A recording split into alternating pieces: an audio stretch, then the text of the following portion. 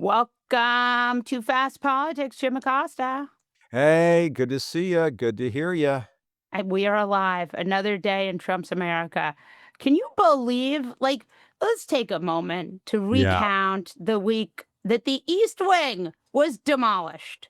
That Donald Trump said the American people should pay him $200 million, $264 million. I can't remember exactly the Yes. number. Bombed some fishermen in the Caribbean Sea, Mm. as What one will he does. bulldoze next week? What I mean, That's that's, right. you know, All the the Vatican, federal government remains closed, all to prevent the American people from seeing the Epstein files. yes. I think good night, everybody. That's a perfect synopsis. Let's just go home. That's it. Yeah, Yeah, I mean, I worked at the White House for 7.5 years covering before Obama they and pulled Trump away your hard pass, remember before that? pulled away my hard pass. I mean, Sarah that isn't that Sanders. quaint now? Like, just pulling Yeah, away my hard pass is sort of yeah, like a Disney, after school special or something compared to that's what we're right. dealing with now. But, no, I mean, I have some reverence for the place. I know that nobody does anymore, but I still do. And the fact that he could just go in and fucking raise the East Wing of the White House without, talking to anybody about it, Nope, it's just like the nope. perfect symbol of So where we are right now as a country, and people just need to understand this is gonna get worse before it gets better. He's unstable, the people around him are either corrupt or enablers or both, and, this is we're just heading towards the midterms, and we all have to buckle up because I think this is gonna get worse before it gets better, and his out of control behavior is gonna get even more out of control when he basically tries to stop us from all voting next year. So, I mean, yes, it as you know, as the he's just said he will.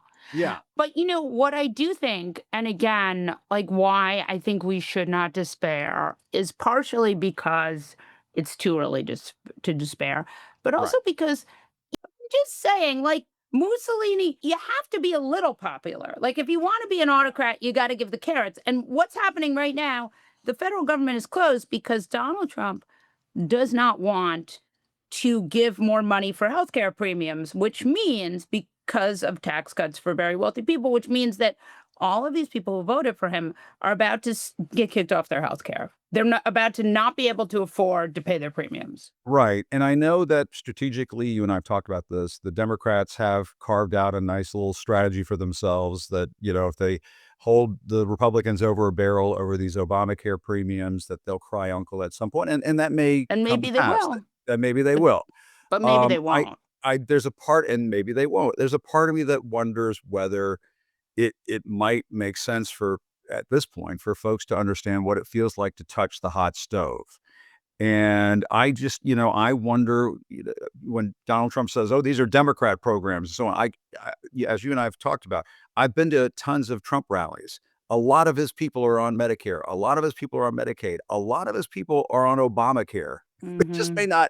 they may not fully understand that, but they are on Obamacare, and Mhm. they're going to start to feel these premium increases that, as Margie Taylor Greene was saying about her own kids, maybe what doubling or whatever for a lot of Americans. And I think that, that there may be a scenario where some folks are just gonna have to get that sticker shock and understand, like, "Oh, yeah, this is important.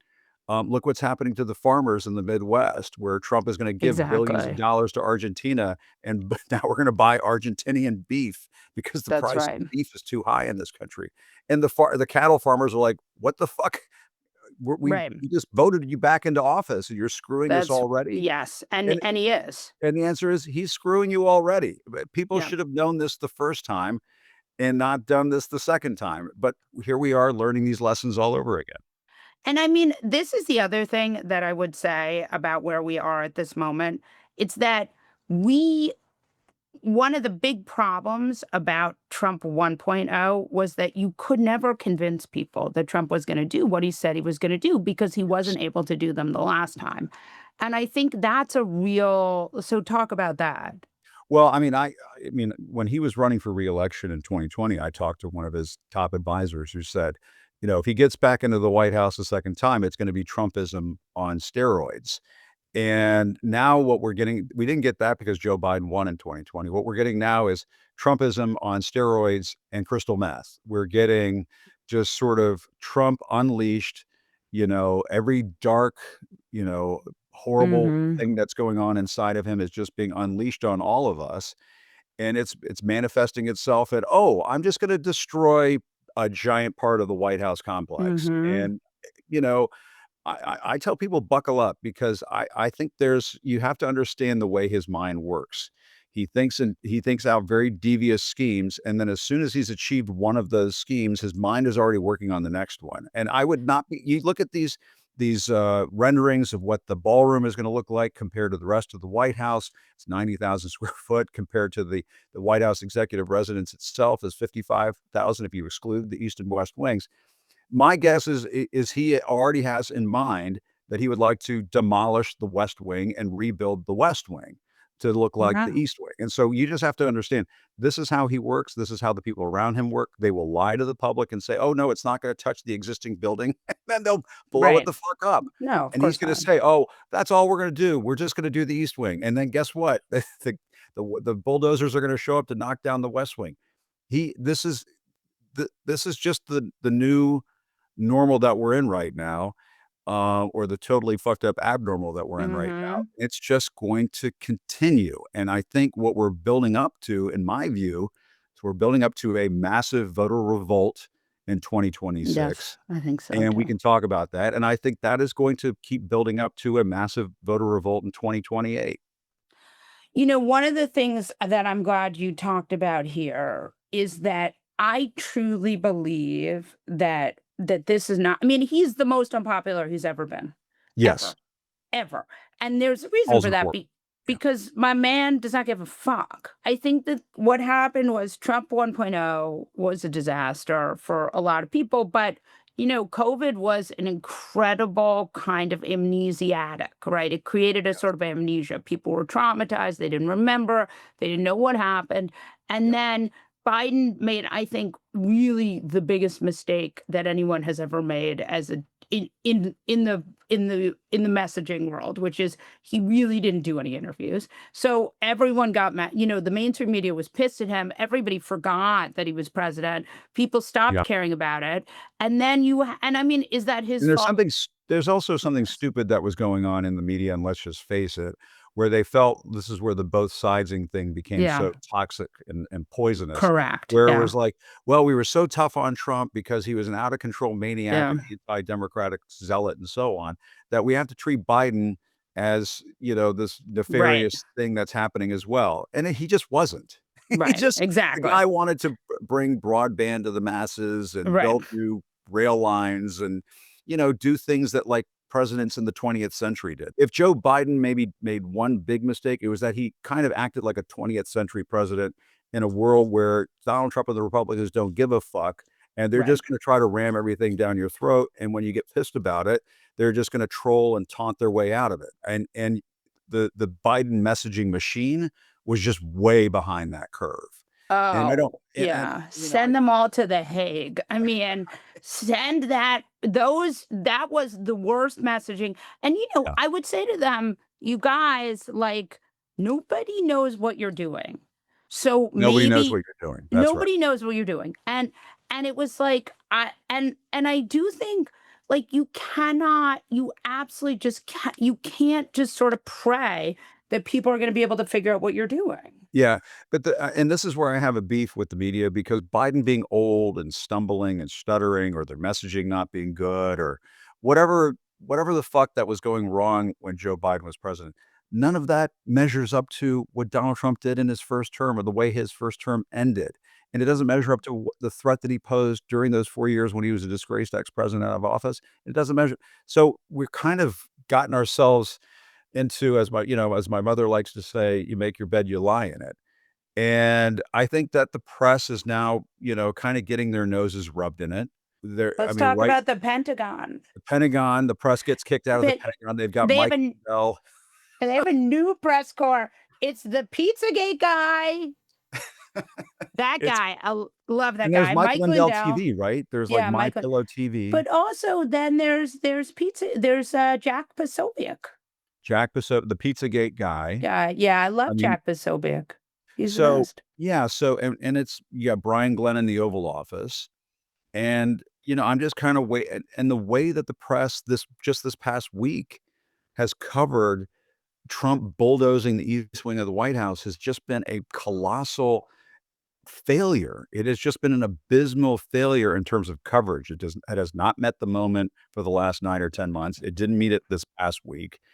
And I think that is why people are gravitating to podcasts and independent media, new media, and so on. They're just like, I Well, turn on the nightly news and it's just sort of like, it's also I'm not part of gonna it take is it like seriously. Yeah. you can't there is when one party no longer believes in democracy, then Yes. how do you say like one side is bad and the other side wants to give you glasses, wants insurance to pay for glasses? Like Right. I do think that the media is so small right now. Like, I don't know where you get that reporting that you need in order to have checks and balances. Like, Yeah. independent media is great. I have a Substack. You have a Substack. You have a humongous Substack. I have a tiny, tiny Substack. Well, But we're gonna I just have a build little, it up. but the point Yeah. is, like, there's a lot of great opinion stuff on Substack, but like the reporting is expensive. And It's expensive. Now and I when worry. and I'm trying to do a little bit more of that, like, I went down to the White House this week, I talked to Yes. people about the East Wing coming down, Did I'm they gonna be doing chase some you out of the food lines. park? No, I mean, they have basically locked down the park and cordoned off and put up so much construction Explain stuff. what's happened. Okay. The East Wing, the Yeah, Department faces the East Wing, and so exactly. people working in Treasury started posting pictures of the Right. demolition. And then the Treasury Department said, "We don't want our employees to send out any more pictures." Right. And then they did it anyway. And I Yes. mean, so what I did was I kind of know the grounds and how they work and where the fences are and the gaps in the fences and stuff. So I knew I had to go to basically the south facing entrance of the Treasury Department. And if you look through a little tiny crack in the fence and hold your iPhone 16 up, It's like like you have a good iPhone, Moscow, you can right? zoom in all the way and see the destruction of the East Wing. So that's what I did and talked to some folks down there about, I mean, it's kind of become a little bit of a dystopian tourist attraction, Molly, in that Of course. they're like just like regular Americans, tourists who are on vacation who are going over there to look at the East Wing being torn down and loaded onto dump trucks and carted out. But they've put up so much fencing and construction barriers and things around the project. They've tried to make it very difficult for people to see what's happening, but they Yeah. forget the fact that, oh, there are people in the Treasury Department who take pictures. There's a lady on Twitter last night who posted a picture. She flew over her flight coming Yeah, in, I saw she that. flew over it, and she put out this beautiful picture. It's just so sad. The whole goddamn East Wing is gone. It's just dirt. And more importantly than anything, it's not his house to destroy. It's not his Just house to destroy. I like, talked to a White House historian who was the chief historian for the White House Historical Society. yeah, that guy must be fucking is he This mad or is he this guy's sad? he's so mad and sad. He said he calls himself, this guy, Ed Lengel, calls himself a conservative and said that Not anymore, baby. Thomas Jefferson would be ballistically insane over what Donald Trump has done, and that the founding fathers are getting smacked in the face because they did not want the White House to be a palace. They didn't Right. want it to be a symbol of the aristocracy. This is Yeah. exactly when Donald Trump holds up the pictures of President Liberace's ballroom, that's exactly what he's trying to pull off, and it's Yeah. just so not who we are. And I Yeah. think, like, people I should think think it is about who this. we are at this point. It's I mean, that's the in difference that between corporate Trump 1.0 and 2.0. Is 1.0 is like, this is not who we are. 2.0 is like, nope, this is who we are. well, and the fact that you have corporate sponsors like their NASCAR, racing Google. cars, Google, Altria, I mean, you go through the list of the It's sponsors, pretty bad. pretty It's like, sleazy, it's pretty yeah. scummy, pretty swampy. Coinbase. Coinbase, Coinbase. it's Crypto is Meta, like, Meta, yeah, I mean, Meadow.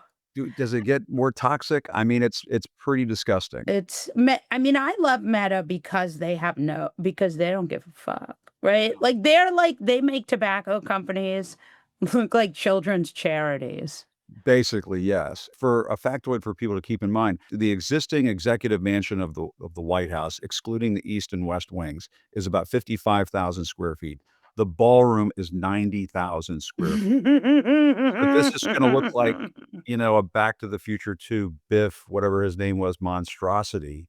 And I mean, there are already folks who are saying the next Democratic president who gets in there, if we're allowed to have one again, should just tear the fucking thing down. And I also think, like, it's not, we have to just assume that we are going to have free and fair elections and that we are going to fight to preserve our American democracy and that Yes. this will be a very sad blip on the radar screen of what's happening. But I do think, like, we're going to need to have a real, we're going to need to have a real come to Jesus moment about, like, Yes. anti-corruption legislation and it's gotta A be post-Nixon type era right, where we just passed right, laws to but prevent a on lot of this stuff. steroids, on And steroids. yeah, no, I mean, when Steve Bannon is saying things like, well, he's just going to run again.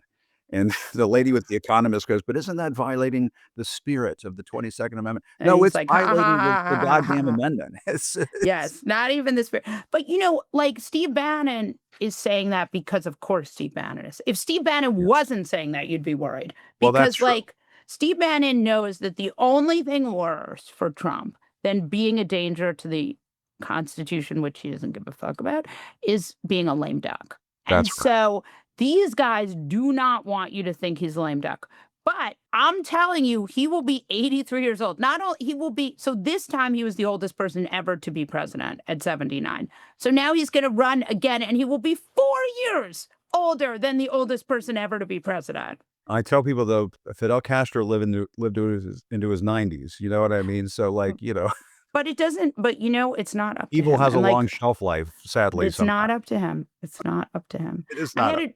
It's not up to him. It's up to us, the American people. And like, we have our norms and institutions and we just have to keep going. And that's what gives you were saying earlier, like, be optimistic. And I'm optimistic too, because I think that Donald Trump, as he went out with a bang last time, is gonna go out with a boom this time, and he is going to get people so pissed off and so fired up that we will see a voters' revolt in this country, and you just Yeah. have to hold out hope for that, that we Yeah. don't lose our No, I minds. mean, I think we're there. It's just a question of like, do we need to make sure those people get to the polls, free, fair, safe elections.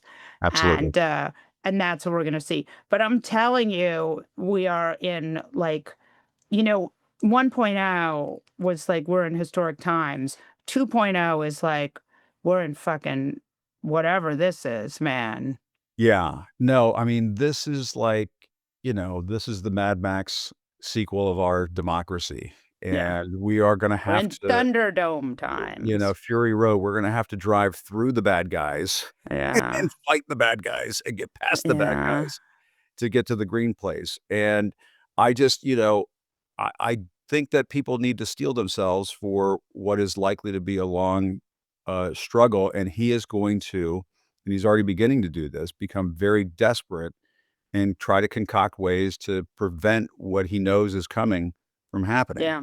Yeah. No, he and doesn't wanna face an investigation because he knows that he's gonna go to jail, just like Elon Musk the was mush. so all in on this presidency because he knew that Yeah, otherwise he'd be in big trouble. and we Um, still haven't seen the Epstein files, by the way. I'm just gonna say, like, that's that right. there's, that thing's on the It's horaison too. yeah, well, yeah, It's a correct. Jim Acosta. good to see you.